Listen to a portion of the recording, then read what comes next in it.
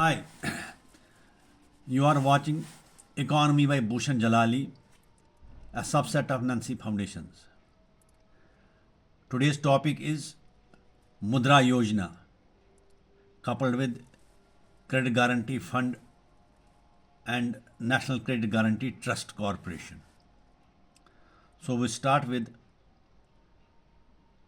Mudra Yojana. Actually, the word Mudra, MUDRA, it stands for Micro Units Development and Refinance Agency. Fine. It's a central sector scheme launched in 2015. That means almost more than 10 years have already passed. Fine. Now the point is central sector scheme. Then the other word there is central sponsored scheme. The difference between the two is that central sector scheme is 100% funded by union government and executed or implemented by union government itself, while as centrally sponsored scheme is partly funded by union government and partly funded by state government. The ratio depends from scheme to scheme, but executed through concerned state governments. This is the main major difference between the two. Now coming back to the Mudra Yojana. So what is its objective? The objective of Mudra scheme is, or Mudra Yojana is, that to fund the unfunded,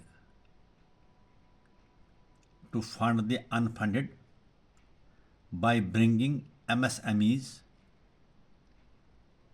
in formal credit system of India. When I say to fund the unfunded, it means that those people who are unable to avail finances at an affordable prices and conveniently, for those this scheme has been specifically designed. And this scheme provides finances to the tune of up to 20 lakhs rupees. Previously it was 10 lakhs, now it has been enhanced to rupees 20 lakhs. And the scheme is implemented through member lending institutions. That means those lending institutions which become the members of Mudra. They are normally public sector banks, private sector banks, non-banking finance companies, cooperative banks, regional banks, microfinance institutions, small finance banks, and any financial institution which is registered with which have been enlisted in the Mudra Yojana. Fine.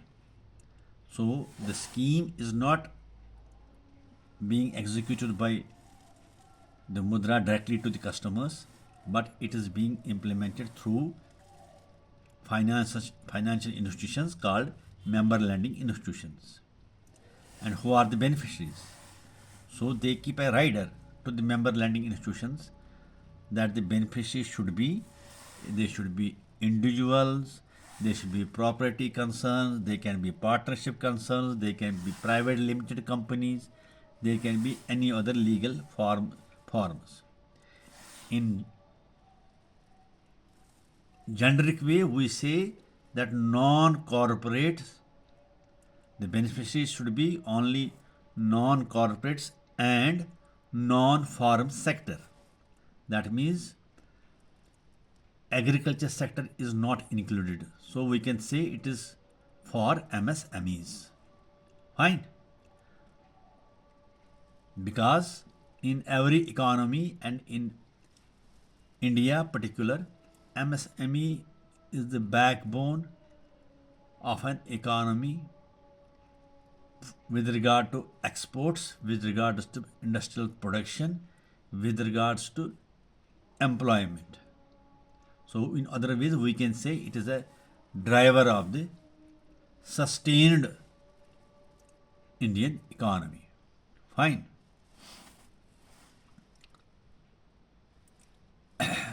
Now, what are the composition of the scheme? Scheme is consists of three parts. Argument classified as, we can say it's classified as Shishu, Kishore, and Tarun. For Shishu, when you extend loan facility up to 50,000, we call it a Shishu. If you extend loans between 50,000 to 5 lakhs, we call it as a Kishore. And Tarun is from above 5 lakhs to 10 lakhs.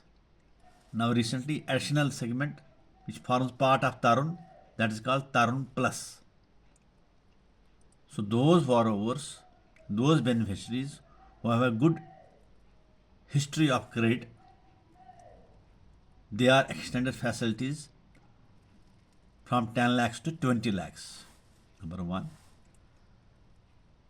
And upper cap is 20 lakhs.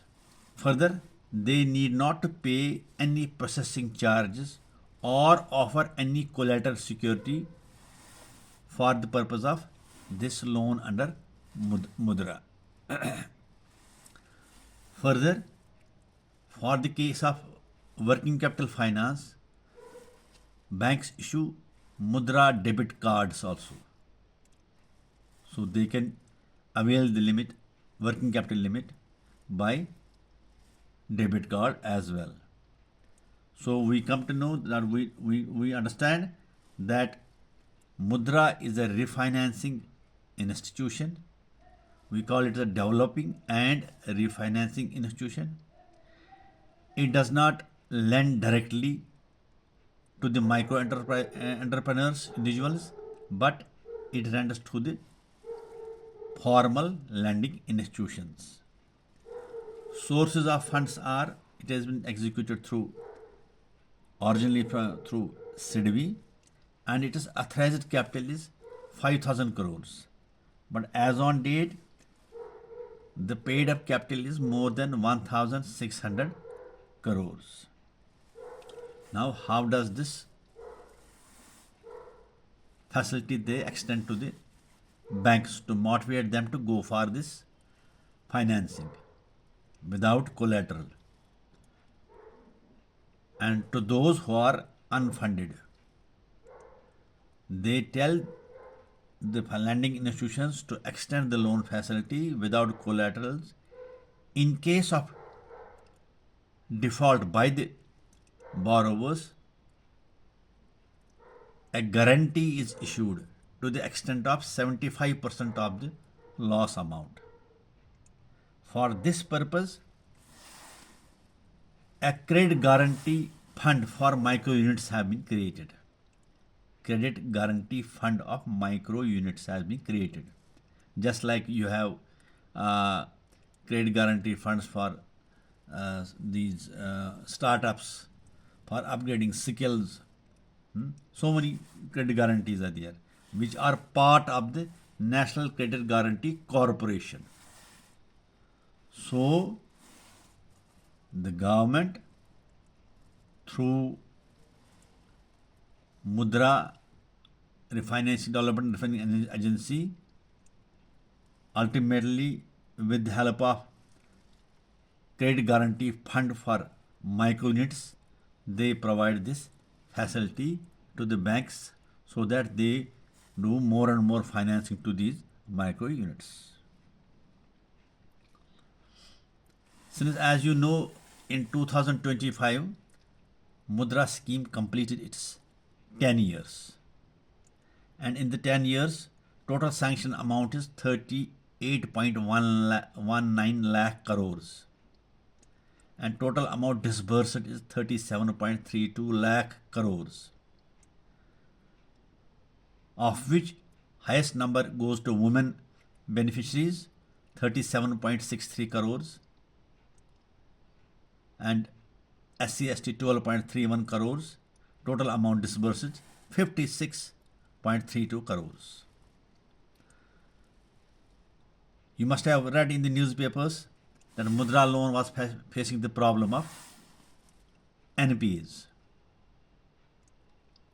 But as on date, so far as the latest data is available, the NPAs from public sector banks, it has come down in case of Mudra loans to 3.4% for public sector banks, and for private sector banks it has come down to 0.95%.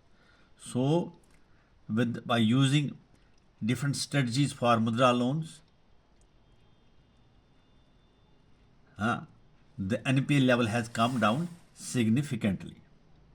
So this was all about the Mudra scheme. Now, what are the challenges? Key challenges of this. First challenge is there is a credit risk. What the bankers feel about it. Secondly, there is credit assessment gaps.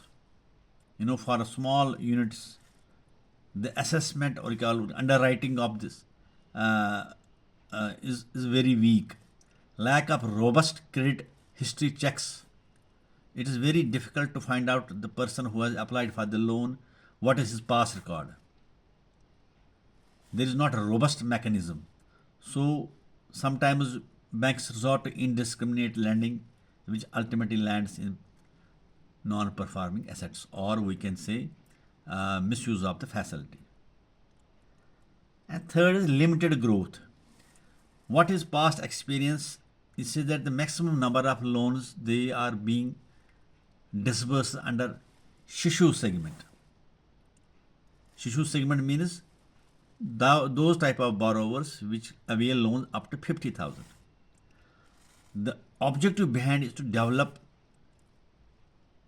the system so that those availing the loan facility should establish their establishment as an entrepreneur so that they develop their business and grow more and more. There is very little scaling up of the venture. That we realize when we see the data that there are very less number of people who are availing loan facilities under Kishore segment or Tarun segment.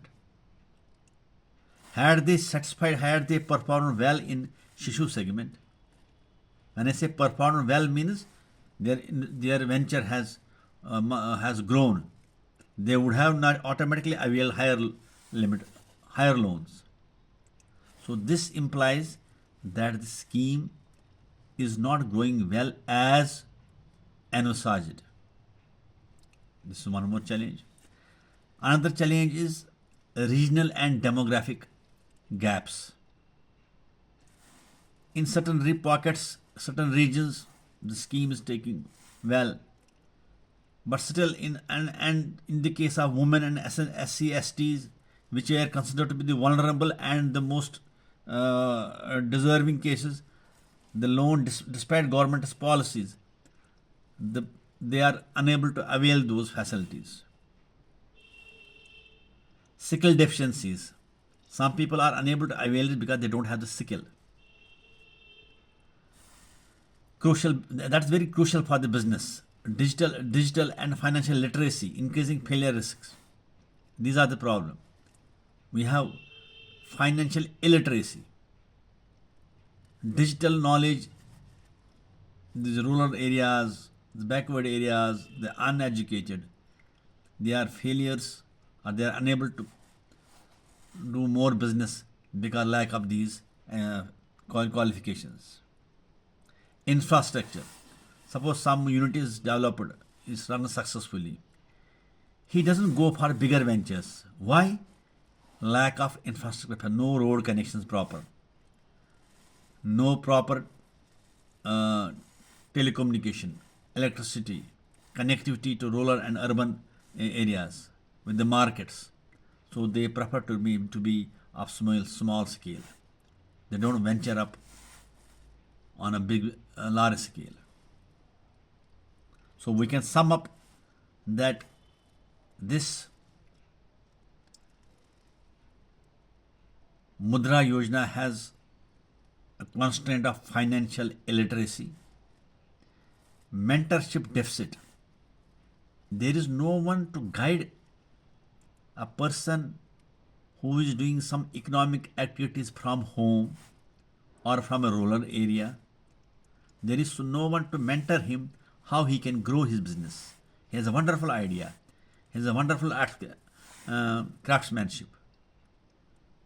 But there is no one to guide him that you can do this like this. You can engage more people, then you can pay it, then you yourself can do the marketing job by phone or by visiting some markets, book the orders. No one is there to mentor them. And loan limit constraints. If someone has the will to do, then the limits for Shishu you have to only 50,000. That is in the first instance he has to go only for 50,000. Now what is the way forward? Way forward is there should be mass advertisement, traditional advertisement, that is by in newspapers, local newspapers, radio, TV. Besides that, there should be modern advertisement like in social media. There should be digital portal enabling real-time upload beneficiary data. And secondly, for the banks, they should have their full details of the scheme available on the signboards, on the roads, on social media. That these are the scheme, this is the eligibility criteria, these are the documents required, these are to be executed, and all details should be in social media, complete details. Plus, there should be some social media or online system of question answers. Fine. And there are some inherent issues in this design of the scheme. That is, the guarantee amount. There is a ceiling in the guarantee amount. That is 15% of the payout under the credit guarantee fund for mutual micro units. That is, if a portfolio of a particular bank is identified, they have a ceiling of 50% only of the payouts. This discourages banks to go wholeheartedly for this scheme. And second is high guarantee fees, high refinancing rates, security risk due to lack of collateral. These points hinder enthusiastic approach of the lending institutions. This is all I had to share you regarding Mudra loan facility. In case you have any doubt or any query, you can text me at number 94191860888, or you can log on to our website www.nancyfoundation.in for any query, or even if you want its notes in writing, you can mail it to me, it will be sent to you. Thank you. If you like it, please do subscribe and share it. Thank you.